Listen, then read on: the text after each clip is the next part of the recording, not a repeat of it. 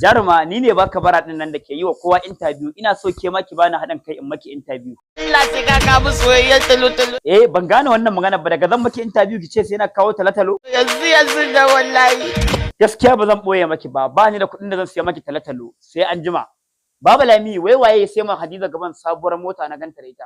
Masoyinta ne ba ta ko bata isa bane. Fati Washa tunda aka fara haska ki a labari na baki ba Aminu sayar matsala ko kwara ɗaya. Saboda shi ya tsaya mun lokacin da duniya kowa ya ki ni. Zara Diamond me yasa baki wa iyayenki biyayya ne ko baki so ki gama da duniya lafiya launi? Ai bore na kenan. Momi Gombe akwai wani aboki na shi bai da wani aiki sai ƙarya. To wallahi ya shirya yin tsirara a tsakiyar kasuwa. Rayya kin ji abin da Momi Gombe ta ce? Anya wannan ba ya ƙananan mutane bace? Turka shi. Momi kin ji abin da Rayya ta ce a kanki?